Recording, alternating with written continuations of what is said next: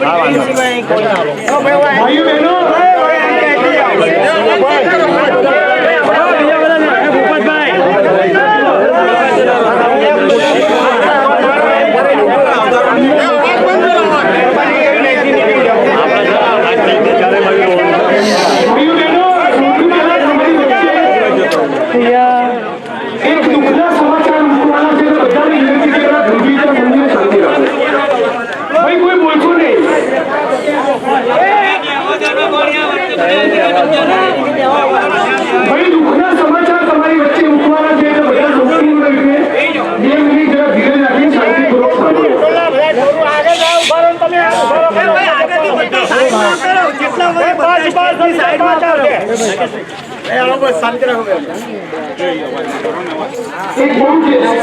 દુઃખદ ઘટના એ બની છે તમારા બધાના અમુક સંપર્કો છે ઘણા બધા લોકો જાણતા છે ઘણા નહીં જાણતા હોય ગૌ રક્ષાના નામે લાંબા વખતથી ગુજરાતમાં અને દેશમાં જે રાજનીતિ ચાલે છે અને જે રાજનીતિના કારણે પુનામાં એક મળેલી ગાયની ખાલ ઉતારવા બદલ જે રીતે નિર્દોષ દલિતોને બેશરમીપૂર્વક ભર બજારમાં ઘણા દિવસે મારવામાં આવ્યા તો ભાઈ સફળ થઈ ગયો કોઈ એકબીજાના શાંતિ રાખવાની સલાહ રાખો તો હું એમ કહેતો હતો કે જે રીતે ગૌરક્ષાના નામે જે રાજનીતિ ચાલી રહી છે સંઘ પરિવાર અને ભાજપ દ્વારા બીજું ચોરથી મોટો જ આપણે એમને બી ઓળખીએ છીએ પણ એ રાજનીતિના ભાગરૂપ 13 તારીખે મોહમ્મદ અય્યુબ નામના એક નિર્દોષ મુસ્લિમ ઉપર આપણા ભાઈ ઉપર આ ગૌરક્ષકો દ્વારા હુમલો કરવામાં આવ્યો અને ગઈકાલે અમદાવાદની બીએસ હોસ્પિટલમાં એમનું મૃત્યુ થયું છે કોઈ પણ સંજોગોમાં જેમ ઉનાના આરોપીઓને છોડવાના નથી એમ ગુજરાતની આ દાદરીની ઘટના છે એમ મોહમ્મદ અય્યુબના આરોપીઓને પણ છોડવાના નથી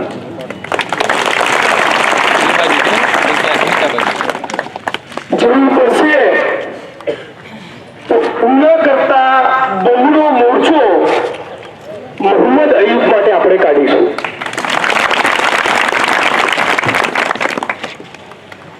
સાથીઓ બધાને વિનંતી કરું કે 2 મિનિટ માટે આપણે મૌન પાડીએ ઉભા થઈને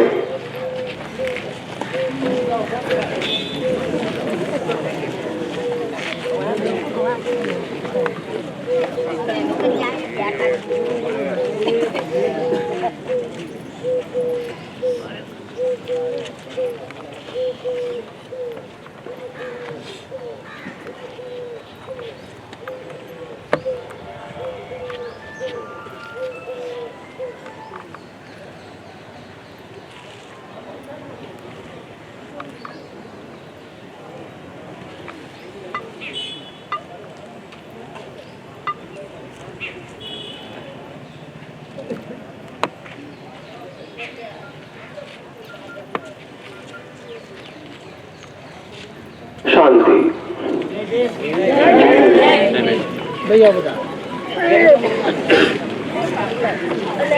સાથીઓ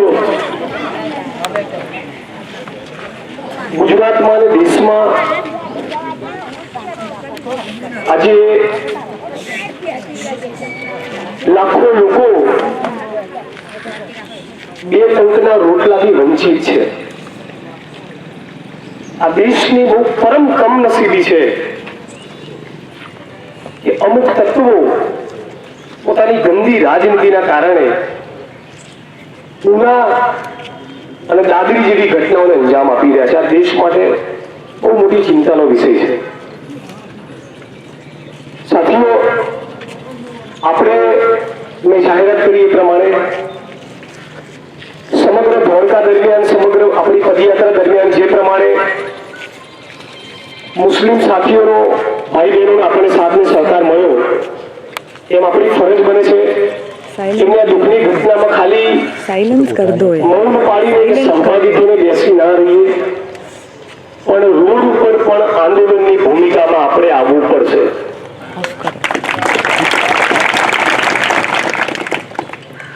સાથીઓ, ગઈકાલે તમારામાંના ઘણા બધા જાણે છે એમ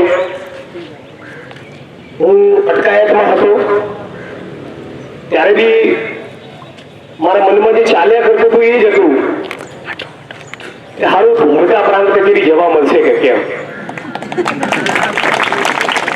એટલા માટે કે આ રેલીઓ, આ ધરણા, આ સભાઓ, આ આંદોલન, આ સંગઠન નિર્માણની પ્રક્રિયાનો મૂળ આશય તો એ છે કે આ દેશના ગરીબ, દલિત, વંચિતોને ખરેખર સંઘર્ષ થકી કંઈક મળે. જો આંદોલન થકી, સંઘર્ષ થકી આપણે કંઈ હાંસલ કરી શકીએ નહીં તો આ સભાઓ અને રેલીઓ એ માત્ર શક્તિ પ્રદર્શન બનીને રહી જાય, જેમાં આપણે માનતા નથી. આપણે કંઈક હાંસલ તો કરવું પડે ને એટલા માટે જ આપણા જમીનનો હક તો લઈને રહીશું. સાથીઓ, સરકારી તંત્ર સુધી પણ મારો અવાજ પહોંચી રહ્યો છે એટલે એમના માટે એમની જોડે છટકવાનું બહાનું છે. હવે નહીં છટકીએ કે બરાબર ધંધે લાગ્યા છે, આપણને ખબર છે, નહીં લાગ્યા તો લગાડીશું, પણ એવું નાટક કરી રહ્યા છે કે સરોડાની મેટર કોર્ટમાં અટવાયેલી છે એટલે હમણાં અમારેથી કઈ થાય નહીં. ક્યાં કે પ્રતિકભાઈ રૂપાલા એનું ઝેરોક્સ કરાવવા ગયા છે. નામદાર ગુજરાત હાઈકોર્ટના હુકમની નકલ લઈને આવ્યો છું, તમારી વચ્ચે પણ મૂકીશ અને તંત્રને પણ આપીશ, જેમાં સ્પષ્ટ નામદાર ગુજરાત હાઈકોર્ટે એવો આદેશ કર્યો છે કે એવા તમામ કેસ જ્યાં સ્થળ ઉપર પ્રત્યક્ષ, રૂબરૂ, વાસ્તવિક કબજો સોંપાયો ના હોય, તાબડતોડ સોંપી દો.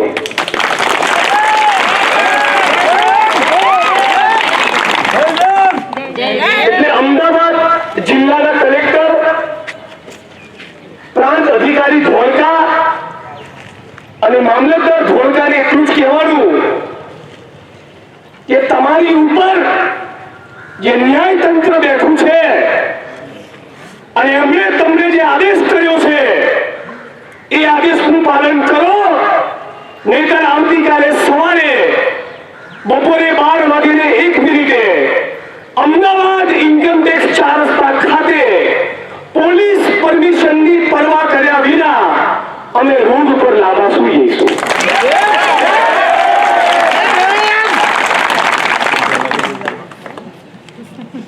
હું તમારી જોડે ઇન્કમટેક્સ 4 રસ્તા આવતીકાલે બપોરે 12 મારી ટીમ સાથે ધરપકડ વહોરવાની તૈયારી સાથે સુઈ જવા તૈયાર.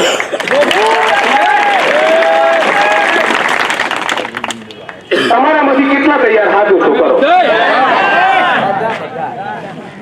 ગુનો દાખલ થશે પછી એમને કહેતા કે હજી 2 દાડા 4 દાડા ધરણા કરવાની જરૂર હતી, જિગ્નેશભાઈ ઉતાવળ કરી, એવું કરવું એવું બી કરીએ.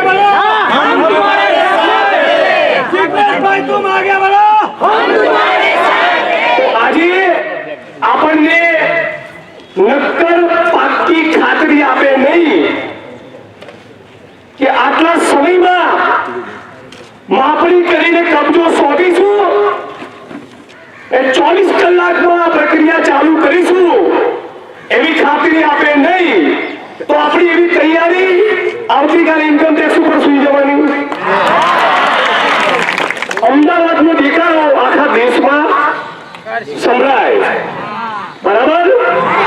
તો રેડી? સાથીઓ, 2006 તમારી સાથોસાથ બીજા 19 જિલ્લામાં ભૂમિહીન ખેત મજૂરો, એ દલિત હોય, આદિવાસી હોય કે ઓબીસી હોય, એ બધાને 19 જિલ્લામાં હજારો એકર જમીનોની ફાળવણી થઈ. પણ આ મોટા ભાગની જમીનોની ફાળવણી માત્ર કાગળ ઉપર. આ સરકારને એવું છે કે દલિતોએ જમીનની ખેતી કાગળ ઉપર કરવાની.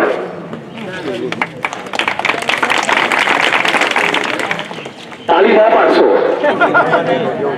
આ આપણી ગરીબી, લાચારીની મશ્કરી કરી રહ્યા છે. નાલાયકો મશ્કરી કરી રહ્યા છે.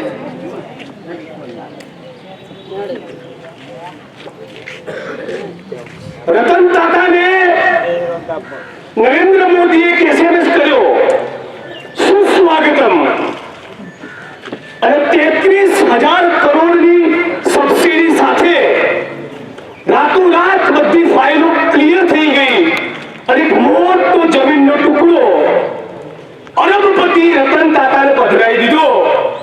જો આ થઈ શકતું હોય તો કાયદેસર અમને ફાળવેલી જમીનનો કબજો કેમ મળે નહીં? આપણે આ જમીનના માલિક છીએ, હા કે ના? રેવન્યુ રેકોર્ડ આપણું નામ બોલે, સ્થળ ઉપર માપણી કરી કબજો સોંપ્યો. એક સિઝનના 15,000 નું નુકસાન કરીએ તો વર્ષે 30,000 નું નુકસાન થયું. 10 વર્ષનું કેટલું નુકસાન? કેટલું નુકસાન? તો માપણી કરીને કબજો સોંપાય પછી આ 3 લાખના વળતર માટેનું આંદોલન ઉભું કે નહીં? કેટલું વળતર માંગવાનું? રેડી? ભાઈ હા, હું વ્યાજમાં બહુ કાચો પડું. આમાં શું કુંવારા લોકોના જીવનમાં ઘણી થોડા ઓછા હોય. તમે યાદ કર્યું બધું, તમારો આભાર. તો આપણા વાસના રમણભાઈની જવાબદારી બીજા રમણભાઈ જોડે બેસીને વ્યાજનું ગણિત પણ ગણી દે, એ પ્રમાણે બીજું આવેદન પત્ર આપી દઈશ. રેડી? તો સાથીઓ, આજે ગુજરાતની સરકારને, અમદાવાદ જિલ્લાના કલેક્ટરને, એ ધોળકાના પ્રાંત અધિકારીને, મામલતદારને એ ચેલેન્જ આપી દો કે જો આજ સાંજ સુધીમાં તમે અમને ખાતરી આપી નહીં કે આ તારીખે માપણી કરી કબજો સોંપવાની પ્રક્રિયા ચાલુ કરીશું, તો આવતીકાલે 12 વાગ્યે 1 મિનિટે ઇન્કમટેક્સ 4 રસ્તા અમદાવાદ ખાતે પોલીસનો કાફલો તૈયાર રાખજો. અમે રસ્તા રોકો આંદોલન કરીશું. રેડી? હવે આપણે વિચારવાનું એ ચાલુ કરો કે સરોડામાંથી અને ધોળકામાંથી નીકળવાના દે તો શું કરવાનું? બરાબર? એમની તાકાત બહારની વાત છે. એમની તાકાત બહારની વાત છે. આ મિત્રોને એવું કેવું છે, એમની તાકાત બહારની વાત છે. આપણે આના કરતા 10 ગણું મોટું ટોળું આવતીકાલે 12 વાગે ઇન્કમટેક્સ 4 રસ્તા અમદાવાદ માટે રેડી કરી દેવાનું. મિત્રો રેડી? તો આપણે સંપૂર્ણપણે કાનૂન અને સંવિધાનના દાયરામાં રહીને જ તમામ આંદોલનો કર્યા, એ તમામ આંદોલનો ચલાવીશું. પણ નામદાર ગુજરાત હાઈકોર્ટના આદેશનું પણ જો પાલન થતું ના હોય, 10 વર્ષ બાદ પણ આપણને ફાળવેલી જમીનોનો કબજો સોંપાતો ના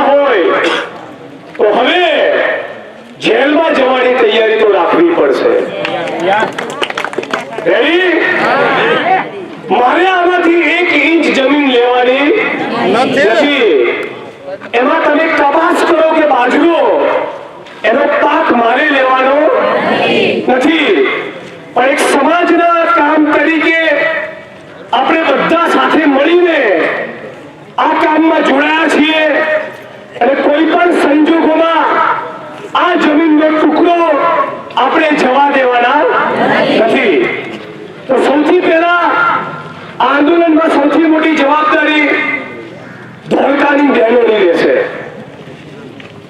બહેનો, તમારી જવાબદારી એક પણ બેન આવતીકાલે ઓછી થવી જોઈએ નહીં, એના બદલે વધવી જોઈએ. અને દરેક બેનની જવાબદારી પોતાની જોડે બીજા 10 બહેનોને લેતા આવે. રેડી? બધા તૈયાર?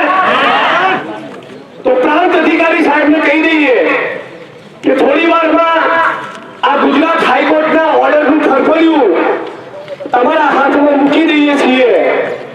તમારા સાહેબ જેની જોડે વાત કરવાની હોય કરી લો. આવતીકાલે આ ટોળું ઇન્કમ ટેક્સ 4 રસ્તા 12 વાગે ના જોઈતું હોય તો આજે અમને પાક્કી ખાતરી આપો લેખિતમાં કે કેટલા દિવસમાં માપણી કરીને કબજો સોંપીશું. લાખ વાતની એક વાત, બરાબર? આ સિવાય બીજા કોઈ મિત્રોનું સૂચન હોય તો કહો. ઉભાની વાત કરવાની ને જાહેરાત કરવાની. પણ જમીન લઈને અહીંથી ઊભા થઈએ તો જમીનની માપણી કરી દે પછી ત્યાંથી ઊભા થઈએ. ત્યાં સુધી ઊભા કઈ નહીં, બરાબર? જમીનની માપણી કરી દે પછી જ ઊભા થઈએ. ત્યાં સુધી ઊભા નહીં થવું. ટિકિટ ચાલો.